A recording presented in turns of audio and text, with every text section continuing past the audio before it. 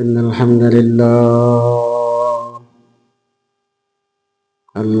لله نحمده ونستعينه ونستغفره ونؤمن به ونتوكل عليه ونعوذ بالله من شرور أنفسنا ومن سيئات أعمالنا. من يهده الله فلا مضل له ومن يضلل فلا هادي له. ونشهد أن لا إله إلا الله وحده لا شريك له. ونشهد أن محمدا عبده ورسوله صلى الله تعالى عليه وعلى آله وأصحابه وبارك وسلم. أما بعد فأعوذ بالله من الشيطان الرجيم. بسم الله الرحمن الرحيم. إن عدة الشهور عند الله 12 شهرا في كتاب الله يوم خلق السماوات والأرض منها 4 حرم. وعن أنس بن مالك رضي الله تعالى عنه قال: إذا دخل رجب قال النبي عليه الصلاة والسلام: اللهم بارك لنا في رجب وشعبان وبلغنا رمضان. وقال تعالى: يا أيها الذين آمنوا صلوا عليه وسلموا تسليما. محبت درشد کری. اللهم صل على سيدنا ونبينا وشفيعنا وحبيبنا ومولانا محمد صلى الله تعالى عليه وعلى آله وأصحابه وبارك وسلم. اللهم صل على سيدنا ونبينا وشفيعنا وحبيبنا ومولانا محمد صلى الله تعالى عليه وعلى آله وأصحابه وبارك وسلم. رہے میرے مسکن حوالی کعبہ، بنے میرے مدفن دیارے مدینہ. بلغ العلا بکمالہ کشف الدجى بجماله حسنت جميع خصاله صلوا عليه وآله. ہر لحظہ ہے مومن کی نئی شان ایمان. ہر لحظہ ہے مومن کی نئی شان ایمان. گفتار میں کردار میں اللہ کی برہان. قہاری و غفاری و قدوسی و جبروت، یہ چار عناصر تو بنتا ہے مسلمان. ہم سایہ جبریل امی بندہ خاکی، ہم سایہ جبریل امی بندہ خاکی. ہے اس کے نشیمن نہ بخارا نہ بدخشاں، ہے اس کے نشیمن نہ بخارا نہ بدخشاں. یہ راج کسی کو نہیں معلوم کہ مبین،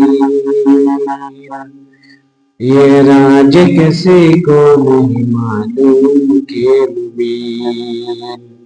बारी नजर आता है हकीकत में है कुरान बारी नजर आता है हकीकत में है कुरान اللهم سبحانك لا علم لنا إلا ما علمتنا إنك أنت العليم الحكيم صدق الله العظيم وصدق رسوله النبي الكريم ونحن على ذلك من الشاهدين والشاكرين والذاكرين والحمد لله رب العالمين الحمد لله আল্লাহ পাকের দরবারে লক্ষ কোটি শুকর এবং সজদ জ্ঞাপন করছে যে আল্লাহ তাআলা আমাদেরকে দুনিয়ার সকল কর্মব্যস্ততা থেকে অবসরতা দান করে আল্লাহ পাকের মহানুকম সালাতুল জুমা আদায়ের উদ্দেশ্যে পৃথিবীর সর্বশ্রেষ্ঠ পবিত্র জায়গা বাইতুল্লাহ তথা আল্লাহর ঘর সেখানে আসার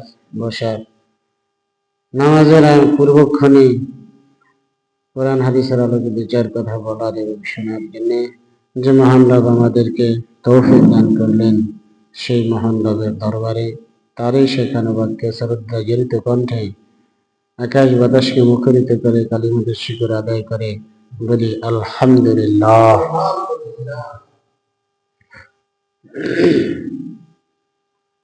রজব মাসের আজকে 13 তারিখ। আরবি কোন মাস চলতেছে? রজব মাস। রজব মাসের আজকে 13 তারিখ। রজব, এরপরে শাবান, এরপরে রমাদান। তার মানে রমাদানের মাঝখানে আর 1 মাস বাকি, শাবান মাস, এরপরেই কি রমাদান। এই রজব মাস এটি একটি গুরুত্বপূর্ণ মাস। এর মর্যাদা ফজিলত হাদিস পাকের মধ্যে আসছে। এই মাসের গুরুত্ব সম্পর্কে একখানা হাদিস উল্লেখ আছে আনাস ইবনে মালিক রাদিয়াল্লাহু তাআলা আনহু থেকে। এই হাদিসটি ইমামে আহমদ তার জাওয়ায়েদ মুসনাদে আহমদের ভিতরে উল্লেখ করেছেন। ইমাম তাবারানী তার আওসাত কিতাবের মধ্যে উল্লেখ করেছেন। হাদিসটি আনাস ইবনে মালিক থেকে বর্ণিত।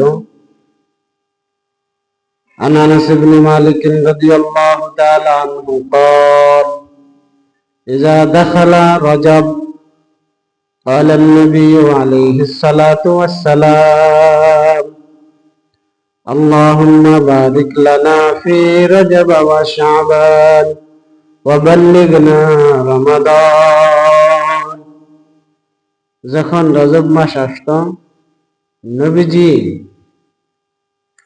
দোয়া করতেন, আল্লাহর কাছে দোয়া পাঠ করতেন, আল্লাহুম্মা বারিক লানা ফি রজব ওয়া শাবান।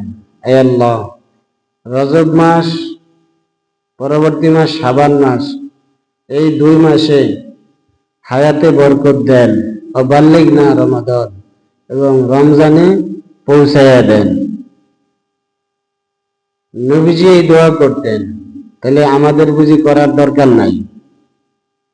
আমাদের করার দরকার আছে না নাই? অবশ্যই আছে। তাহলে আমরাও সেই দোয়া পাঠ করব। তাহলে এই রজব মাসের গুরুত্ব সম্পর্কে আরেকটা হাদিস হযরতে আয়েশা রাদিয়াল্লাহু তাআলা আনহা উম্মুল মুমিনিন নবীজির স্ত্রী থেকে বর্ণিত যে এই রজব মাসে নবীজি 10টা রোজা রাখতেন। কয়টা? 10টা রোজা রাখতেন। আর শাবান মাসে নবীজি 20টা রোজা রাখতেন। কয়টা? 20টা রোজা রাখতেন। রমজান মাস তো এমনিতেই পুরাটা রাখতে হয়। রমজান মাস রোজা রাখতে হয় পূর্ণ মাস, কারণ ফরজ। তাহলে এই হাদিসের মাধ্যমেও রজব মাস শাবান মাসের গুরুত্ব বোঝা গেল। আর একখানা হাদিস, এই হাদিসের মধ্যে নবীজি বলেন,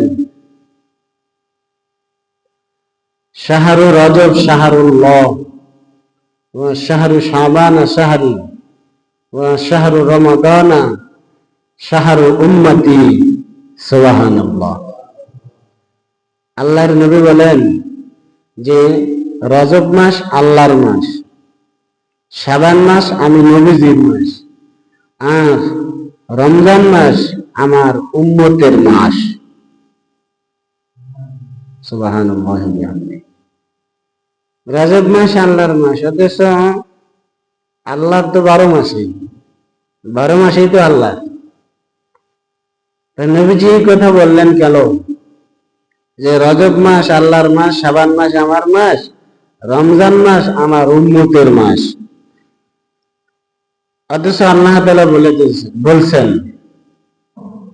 ইন্না ইদ্দাতাশ শুহুরি ইনদাল্লাহি 12 শাহরান ফি কিতাবিল্লাহ ইয়াওমা খালাকাস সামাওয়াতি ওয়াল আরদা মিনহা আরবাতুন হুরুম।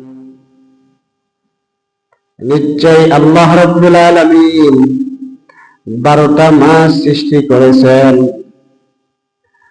যদি কেউ প্রশ্ন করে কেন 12টা মাস আল্লাহ সৃষ্টি করেছেন, আল্লাহ রাব্বুল আলামিন সেই প্রশ্নের জবাবে বলেন, ইয়াওমা খালাকাস সামাওয়াতি ওয়াল আরদা মিনহা আরবাতুন হুরুম। আমি আল্লাহ আসমান জমিন সৃষ্টি করার সূচনার লগ্ন থেকে 12টা মাস সৃষ্টি করেছি এবং নির্ধারণ করে দিয়েছি। আসমান জমিন সৃষ্টি করার পরে এই 12টা মাস আমি সৃষ্টি করেছি, যাতে করে আসমান এবং জমিন এবং এদের বাসিন্দারা সুন্দর সুশৃঙ্খল ভাবে তাদের জীবন যাপন করতে পারে। সুবহানাল্লাহ। আল্লাহ পাক 12 মাস কেন সৃষ্টি করলেন? এই জমিন, আসমান এবং উভয়ের বাসিন্দাদের সুশৃঙ্খল সুন্দরভাবে জীবন যাপনের জন্য, ঠিক কিনা? কেন 12 মাসেই তো আল্লাহর সৃষ্টি, তাই কেন নবীজি বললেন যে রজব মাস আল্লাহর মাস, আর রমজান মাস শাবান মাস আমার মাস, আর রমজান মাস আমার উম্মতের মাস? এই হাদিসের ব্যাখ্যায় আব্দুল কাদের জিলানী রহমতুল্লাহ আলাইহি বুনিয়াতুত তালিবিনে তিনি লিখছেন যে রজব মাস এমন একটা মাস, এটা হলো আশহুরে হুরুমের একটা মাস। আল্লাহ পাক 12 মাস সৃষ্টি করেছেন, তার মধ্যে মিনহা আরবাতুন হুরুম। এই 12 মাসের ভিতরে আল্লাহ পাক 4টা মাসকে আলাদা মর্যাদা দিয়েছেন। কি দিয়েছেন? আলাদা মর্যাদা দিয়েছেন। সেই 4 মাস কোনটি? নবীজি হাদিসে বলেন সেই 4 মাস হলো জিলকদ, জিলহজ, মুহররম, আর এই চলতি মাস রজব মাস। সুবহানাল্লাহ। আল্লাহ পাক 12 মাস সৃষ্টি করলেন, আর এর ভিতরে 4টা মাসকে আল্লাহ রাব্বুল আলামিন আলাদাভাবে সম্মানিত ঘোষণা করেছেন। সেই 4টা মাস কোন 4 মাস? জিলকদ, জিলহজ, মুহররম, এই চলতি মাস রজব মাস। এই জন্য নবীজি বলেছেন এই রজব মাস হলো আল্লাহর মাস। আর শাবান মাস নবীজির মাস, এটা বললেন কেন? আব্দুল কাদের জিলানী রহমতুল্লাহ আলাইহি বলেন, সমস্ত নবী এবং রাসূলদের উপরে আমাদের নবীদের মর্যাদা যেরকম, শাবান মাসের মর্যাদা 12 মাসের উপরে ওরকম। সুবহানাল্লাহ। কেন? শাবান মাসের ভিতরে একটা রজনী আসে যাকে বলা হয় লাইলাতুল নিসফি মিন শাবান, যেটাকে আমরা আমাদের পরিভাষায় চিনি শবে বরাত, নাকি শবে বরাত নামে চিনি। সেই রাত্রটা শাবান মাসে। কোন মাসে? শাবান মাসে। আল্লাহ পাক পবিত্র কালামে হাকিমে বলেন, ইন্না আনজালনাহু ফি লাইলাতিন মুবারাকাতিন ইন্না কুন্না মুনজিরিন।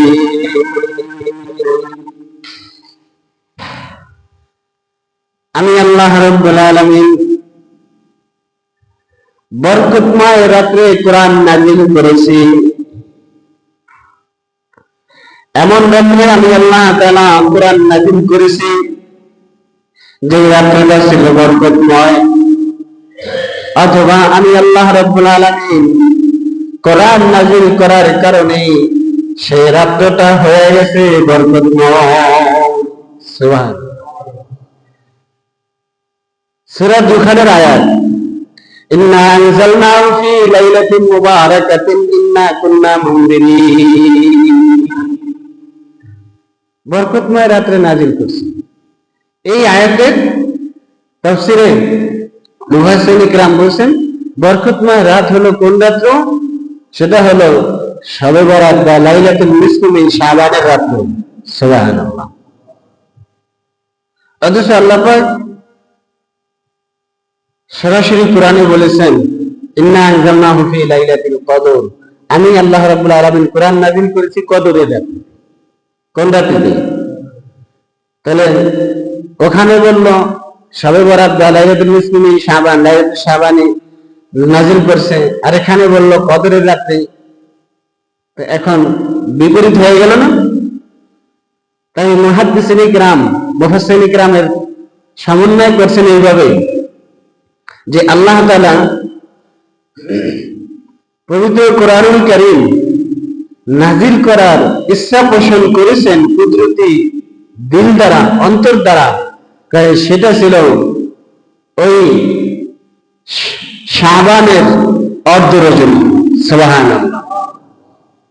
আর সূরা কদরে যে বলছেন লাইলাতুল কদরে আমি কোরআন শরীফ বা কোরআনুল কারীম নাযিল করেছি, এটা হলো আল্লাহ রাব্বুল আলামিন প্রথম আসমান থেকে, লৌহে মাহফুজ থেকে প্রথম আসমানে নাযিল করেছেন একসাথে, একবারে সব। সেটা ছিল লাইলাতুল কদর। সুবহানাল্লাহ। তাহলে আল্লাহ তাআলা পবিত্র কোরআনুল কারীম নাযিল করার ইচ্ছা পোষণ করেছেন কুদরতি দিল দ্বারা, অন্তর দ্বারা। সেটা ছিল শবে বরাতে। আর লৌহে মাহফুজ থেকে আল্লাহ রাব্বুল আলামিন কোরআনুল কারীম নাযিল করলেন দুনিয়ার প্রথম আসমানে। সেটা ছিল লাইলাতুল কদরে। সেটা ছিল কি? লাইলাতুল কদর।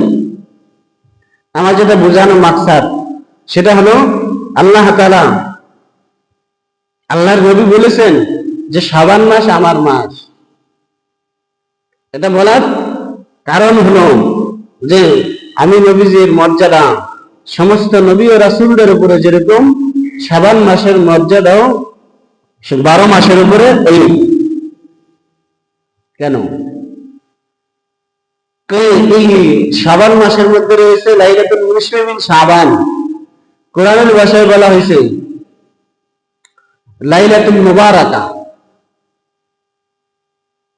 এটা বরকতময় রাত্রে হলো কেন? আল্লাহ তাআলা কুদরতি ভাবে কোরআনুল কারীম নাযিল করার ইচ্ছা পোষণ করেছেন। সেটা ছিল লাইলাতুল নিসফি মিন শাবান। আরেকটা কারণ, নবীজি শাবান মাসকে তার মাস বলেছেন। আর আরেকটা কারণ হলো হযরতে আয়েশা রাদিয়াল্লাহু তাআলা আনহা, নবীজির স্ত্রী, উম্মুল মুমিনিন, আবু বকরের মেয়ে, তিনি বলেন যে মা রাআইতুন নাবিয়্যা সাল্লাল্লাহু আলাইহি ওয়াসাল্লাম,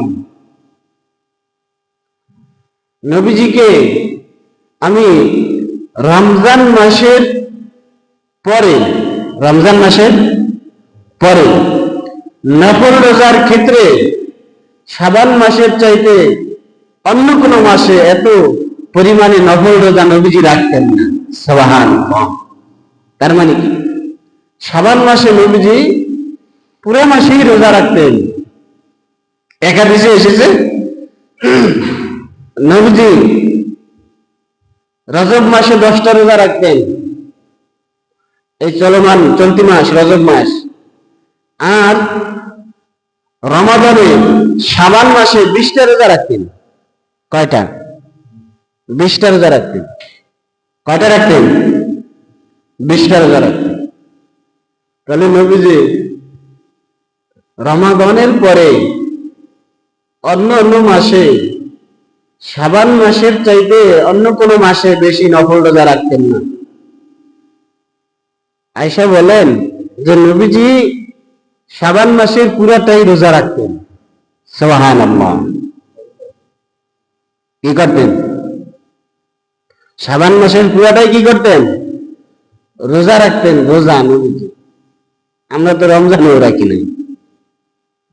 আমরা কি? আমরা মুসলমান, নবীজির উম্মত। আমরা রমাদানেও রোজা রাখি না, অথচ রমাদানে রোজা রাখা কি ফরজ। কথা কয় না? রমজানে রোজা রাখা কি ফরজ। তাই আল্লাহ তাআলা আর নবীজি বলেছেন যে রমজান মাস হলো আমার উম্মতের মাস। এটা কেন বলেছে আমরা সবাই জানি। এটা কেন বলেছেন নবীজি? যে রমাদান আল্লাহর সাথে যেমন কারো তুলনা হয় না, রমজান মাসের সাথেও আর অন্য কোন মাসের তুলনা হয় না। সুবহানাল্লাহ। কেন? শাহরু রমাদান আল্লাযী উনজিলা ফীহিল কুরআন হুদাল লিন-নাসি ওয়া বায়্যিনাতিন মিনাল হুদা ওয়াল ফুরকান। শাহরু রমাদান আল্লাযী উনজিলা ফীহিল কুরআন হুদাল লিন-নাসি ওয়া বায়্যিনাতিন মিনাল হুদা ওয়াল ফুরকান। আল্লাহর সাথে যেমন কারো তুলনা হয় না, লাইসা কামিসলিহি শাইউন, আল্লাহর সাথে যেমন কারো তুলনা হয় না। রমজান মাস এমন একটা মাস যেই মাসের সাথে অন্য কোন মাসের তুলনা হয় না। সুবহানাল্লাহ। এত মর্যাদা হওয়ার কারণ কি? অন্যতম কারণ হলো আল্লাহ তাআলা পবিত্র কালামে হাকিমের মধ্যে বলে দিয়েছেন, শাহরু রমাদান আল্লাযী উনজিলা ফীহিল কুরআন। রমজান মাস এমন মাস যে মাসের ভিতরে আল্লাহ রাব্বুল আলামিন 103 খানা আসমানি কিতাবের সান্নিধ্যাস আখিরি জামানার পয়গম্বর নবী মুহাম্মদুর রাসূলুল্লাহ সাল্লাল্লাহু আলাইহি ওয়াসাল্লামের প্রতি নাযিল করা কিতাব, লৌহে মাহফুজ থেকে আসা কিতাব কোরআনুল কারীম আল্লাহ রাব্বুল আলামিন নাযিল করেছেন। সেই মাসটা ছিল রমজান মাস।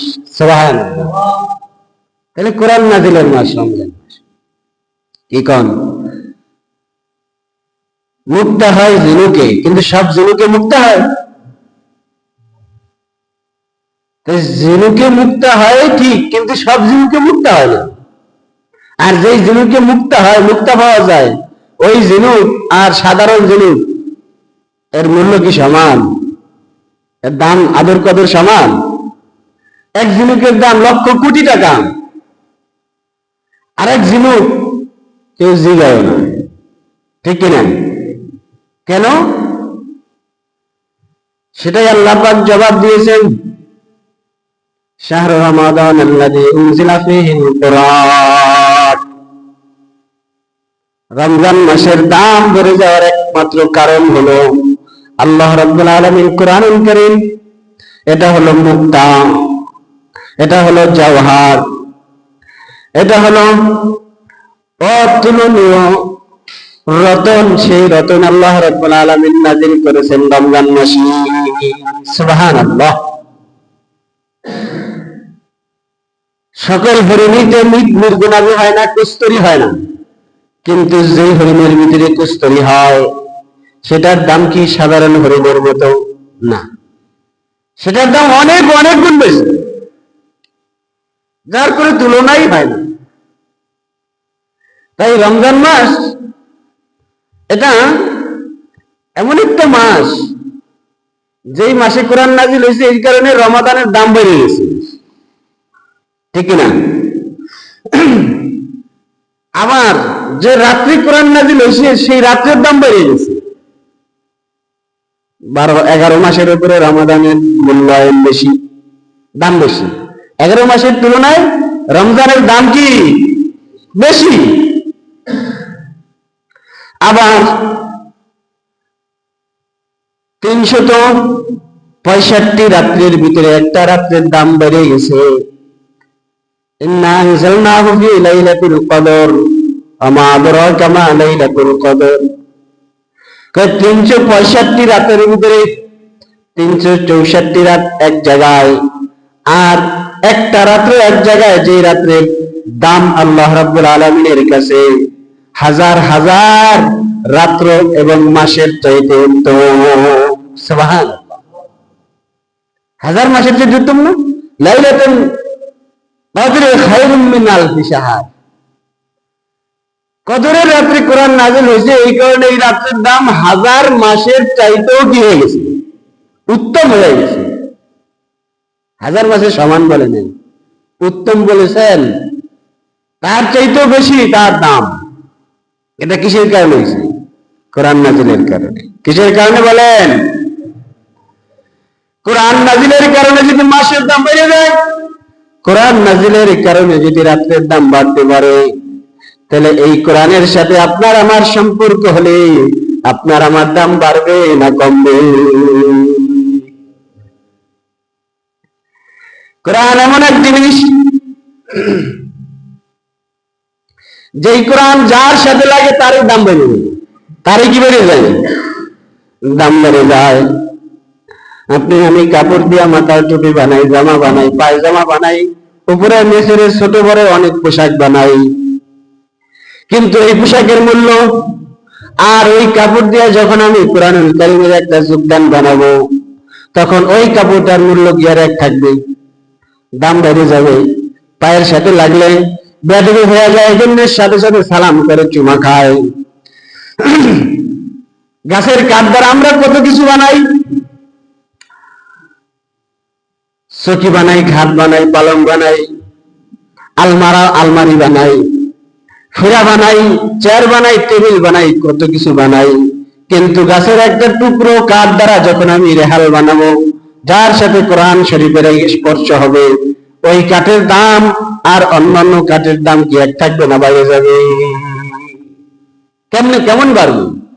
পায়ের সাথে লাগলে বেদবি হয়ে যাবে, সাথে সাথে উঠায় সুমা দিবে, সালাম করবে, কথা ঠিক কিনা?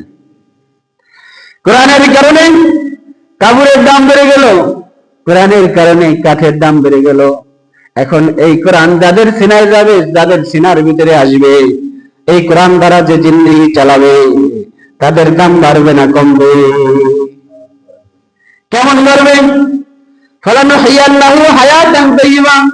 আল্লাহ রাব্বুল আলামিন কালামে হাকিমের মধ্যে বলে, যাদের সম্পর্ক কোরআনের সাথে হবে, যাদের জিন্দেগি কোরআন দ্বারা কাটবে, আল্লাহ রাব্বুল আলামিন বলেন, তাদেরকে আমি দুনিয়াতে সম্মানজনক জিন্দেগি দান করব এবং পরকালে তাকে জাহান্নাম থেকে মুক্তি দিয়া জান্নাতের ফয়সালা করে দেব।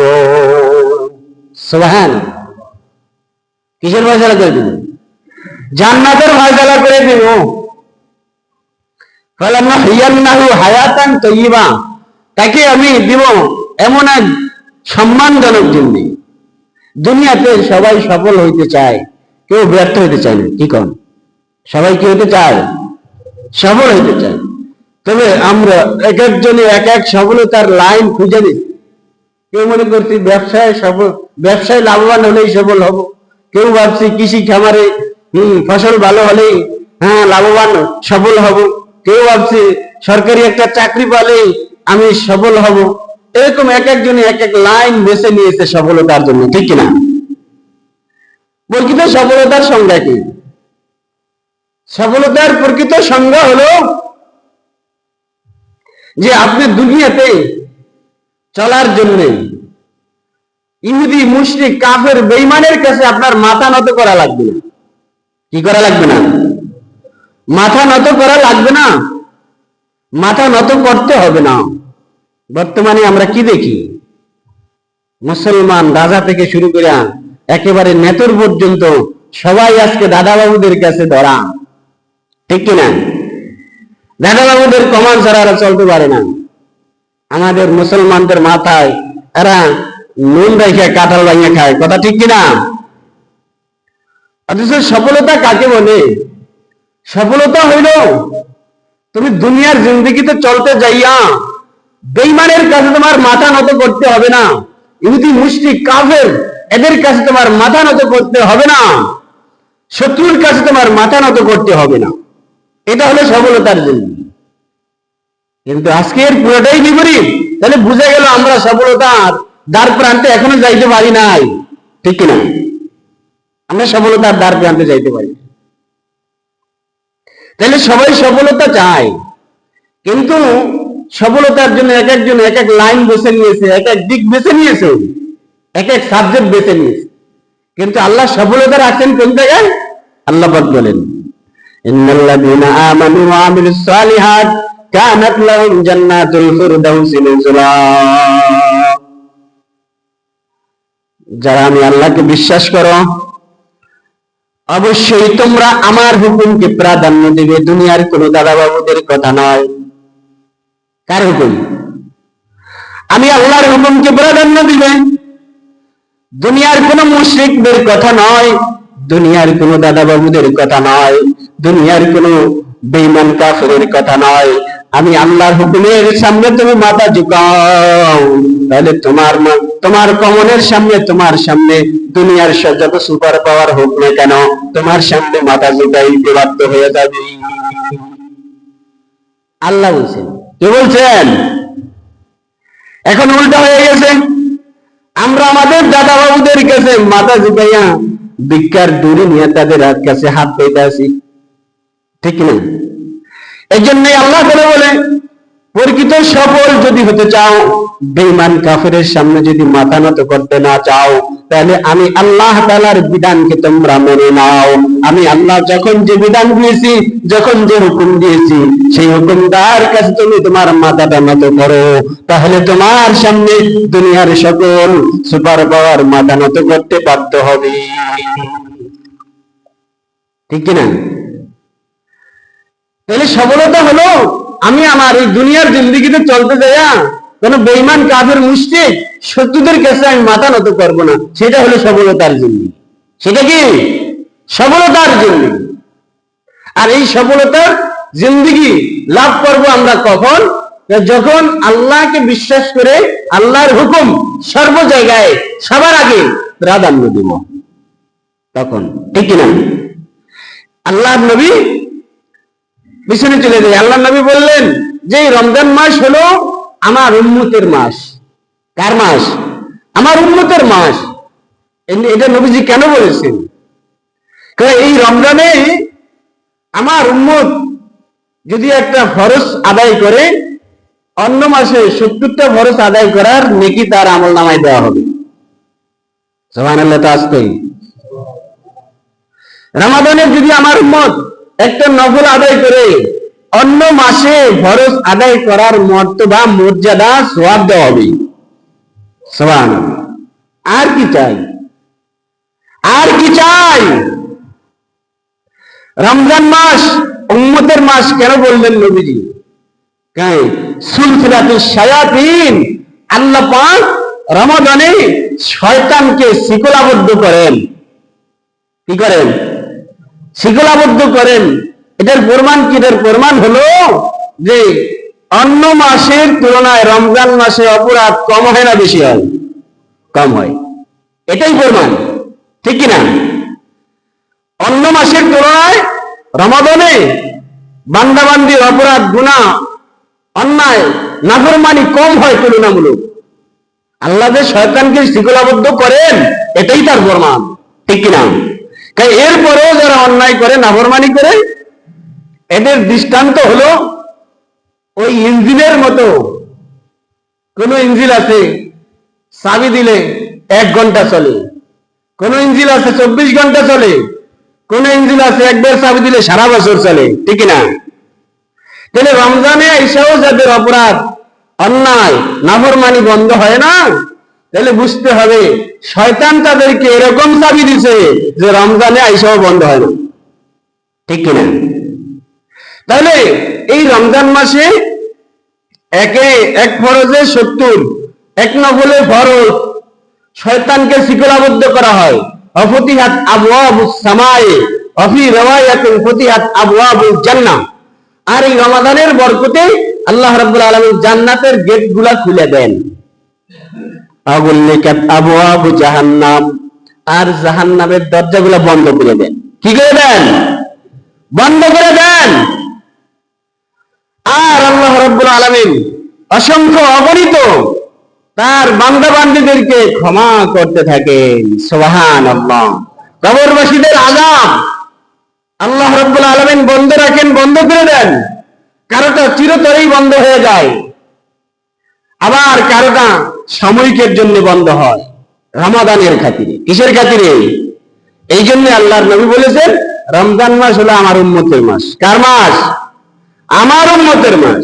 উম্মতের এখান থেকে পাওয়ার এবং নেওয়ার মাস হলো এই রমাদান মাস, যে রমাদান আর 1 মাস পরেই আমাদের সামনে আসতেছে। এই জন্য আল্লাহর নবী বলেছেন ওয়া শাহরু রমাদানা শাহরু উম্মতি, রমজান মাস হলো আমার উম্মতের মাস। বলে সুবহানাল্লাহ।